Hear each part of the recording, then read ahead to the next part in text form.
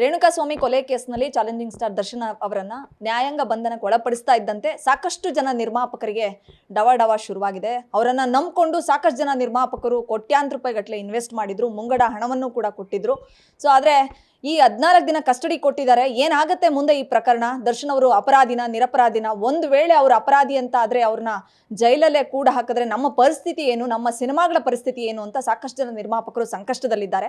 So ಈಗ ನನ್ನ ಜೊತೆ ನಿರ್ಮಾಪಕರ ಸಂಘದ ಅಧ್ಯಕ್ಷರಾಗಿರ್ತಕ್ಕಂಥ ಉಮೇಶ್ ಬಣಕರ್ ಅವರಿದ್ದಾರೆ. ಈ ಪ್ರಕರಣಕ್ಕೆ ಸಂಬಂಧಪಟ್ಟಂತೆ ನಿರ್ಮಾಪಕರ ಕಷ್ಟ ಏನು, ಸುಖ ಏನು, ಏನಾಗ್ಬೋದು ಈ ತನಿಖೆ ಮುಂದಿನ ದಿನಗಳಲ್ಲಿ?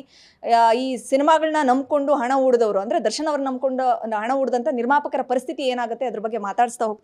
ಹಾಯ್ ಸರ್, ನಮಸ್ತೆ. ನಮಸ್ತೆ ಮೇಡಮ್. ನಮಸ್ತೆ ಸರ್. ಈ ತರ ಆಗುತ್ತೆ ಅಂತ ಯಾರು ಕೂಡ ಎಕ್ಸ್ಪೆಕ್ಟ್ ಮಾಡಿರ್ಲಿಲ್ಲ. ಬಹುಶಃ ಜೈಲ್ಗೆ ಹಾಕೋ ಮುಂಚೆನೆ ದರ್ಶನ್ ಅವರು ನಿರಪರಾಧಿ ಅಂತ ಪ್ರೂವ್ ಆಗ್ಬಿಡುತ್ತೆ. ಸೊ ಈ ಒಂದು ಕೊಲೆ ಕೇಸ್ನಲ್ಲಿ ಅವರ ಒಂದು ಸಹಭಾಗಿತ್ವ ಇರಲ್ಲ, ಈ ಥರದ್ದೆಲ್ಲನೂ ಕೂಡ ಪ್ರಿಡಿಕ್ಟ್ ಮಾಡಿದ್ರು. ಬಟ್ ನಿನ್ನೆ ಕೋರ್ಟ್ ಡಿಸೈಡ್ ಮಾಡ್ತು 14 ದಿನಗಳ ಕಾಲ ನ್ಯಾಯಾಂಗ ಬಂಧನಕ್ಕೆ ಒಳಪಡಿಸಿದ್ದಾರೆ. ಸೊ ಮುಂದೆ ಏನಾಗ್ಬೋದು ಈ ಪ್ರಕರಣ ಅಂತ ತಮಗನ್ಸಿದ್ದು? ಮೇಡಮ್, ಈಗಲೂ ಕೂಡ ವಿಚಾರಣಾಧೀನ ಕೈದಿ ಆಯ್ತಾ, 14 ದಿನದ ನ್ಯಾಯಾಂಗ ಬಂಧನ ಅಂತ ಹೇಳಿದ್ದಾರೆ. ಇನ್ನೂ ಕೋರ್ಟ್ನಲ್ಲಿ ವಾದ ವಿವಾದಗಳು ನಡೀತವೆ. ಅವರು ಅಪರಾಧಿ ಅಂತಕ್ಕಂಥದ್ದನ್ನು ಇನ್ನೂ ಕೋರ್ಟು ಅಧಿಕೃತವಾದಂಥ ಮುದ್ರೆಯನ್ನು ಒತ್ತಿಲ್ಲ. ಸೊ ಹೀಗಾಗಿ ನಿರ್ಮಾಪಕರುಗಳಿಗೆ ಆ್ಯಸ್ ಇಟ್ ಈಸ್ ಶೂಟಿಂಗ್ ನಡೀತಿದ್ದಂತಹ ಡೆವಿಲ್ ಚಿತ್ರ ಆಗ್ಬೋದು ಮತ್ತು ಇನ್ನೊಂದಷ್ಟು ಚಿತ್ರಗಳು ಸೆಟ್ಟೇ ಇರಬೇಕಾಗಿತ್ತು. ಅವರುಗಳು ಕೂಡ ಎಲ್ಲರೂ ಸನ್ನದ್ಧರಾಗಿದ್ದಾರೆ. ಈಗ ನಮ್ಮ ಭಾಳಷ್ಟು ಜನ ನಿರ್ಮಾಪಕರುಗಳಲ್ಲಿ ಒಂದು ಆತ್ಮವಿಶ್ವಾಸ ಇದೆ.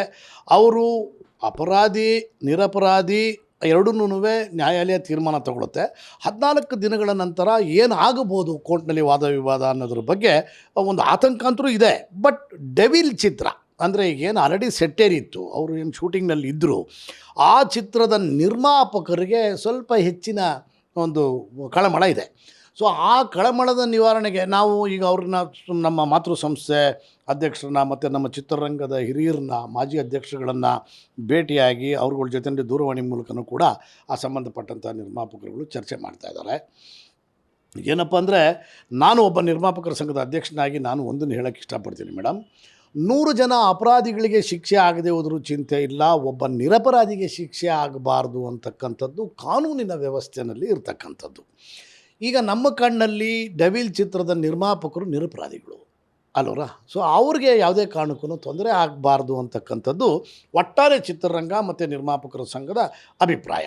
ಸೊ ಹೀಗಾಗಿ ಏನಾಗುತ್ತೆ ಅನ್ನೋದನ್ನು ಕಾದು ನೋಡಿ ಅವ್ರಿಗೊಂದು ನ್ಯಾಯ ಒದಗಿಸೋದಕ್ಕೆ ಏನೆಲ್ಲ ಮಾಡಬಹುದು ಅದ್ರ ಬಗ್ಗೆ ನಾವು ಯೋಚನೆ ಮಾಡ್ತಾಯಿದ್ದೀವಿ. ಒಂದು, ಈ ಹಿಂದೆ ನಡೆದಂಥ ಸುನಿಲ್ ದತ್ ಅವರ ವಿಚಾರದಲ್ಲಿ ಏನೇನಾಗಿತ್ತು ಅಂತ ತಮಗೆ ಗೊತ್ತು. ಆ ಜಿಂಕೆಯನ್ನು ಹೊಡೆದು ಇದು ಮಾಡಿದ್ದಕ್ಕೆ ಕಾನೂನು ಕೋರ್ಟ್ ಅವ್ರನ್ನ ಒಳಗಡೆ ಹಾಕಿದರು.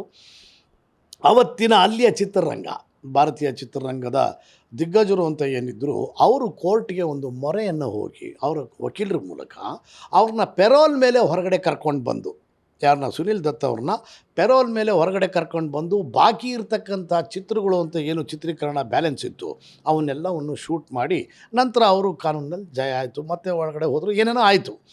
ಸೊ ತೀರಾ ಅಂತ ಅಪರಾಧಿ ಅನ್ನೋವಂಥ ಒಂದು ವಾತಾವರಣ ಸೃಷ್ಟಿಯಾಗಿ ಹೋಗುವಂಥ ಬಂದರೆ ಅದಕ್ಕೆ ನಾವು ಇಡೀ ಚಿತ್ರರಂಗ ಒಬ್ಬ ನಿರ್ಮಾಪಕ ಅಂದರೆ ಸೆಟ್ಟೇರಿರ್ತಕ್ಕಂಥ ಚಿತ್ರದ ನಿರ್ಮಾಪಕನ ಪರವಾಗಿ ನಿಂತ್ಕೋಬೇಕಾಗ್ತದೆ. ನಾವು ಕೂಡ ಅಲ್ಲಿ ನಡೆದಂತಹ ಅಂದರೆ ಸುನೀಲ್ ದತ್ ಅವರ ವಿಚಾರದಲ್ಲಿ ಏನು ನಡೀತು ಅದೇ ವಿಚಾರವನ್ನು ಇಲ್ಲಿ ಮಂಡನೆ ಮಾಡಿ ಇಲ್ಲಿ ಕಾನೂನಿನ ಮೊರೆ ಹೋಗಿ ಅವರಿಗೆ ನ್ಯಾಯ ಒದಗಿಸೋಕ್ಕೆ ಏನು ಬೇಕೋ ಆ ಕೆಲಸವನ್ನು ನಾವು ಮಾಡ್ತೀವಿ ಮೇಡಮ್. ಗ್ಯಾರಂಟಿ ನ್ಯೂಸ್, ಸುದ್ದಿ ಖಚಿತ, ನ್ಯಾಯ ನಿಶ್ಚಿತ.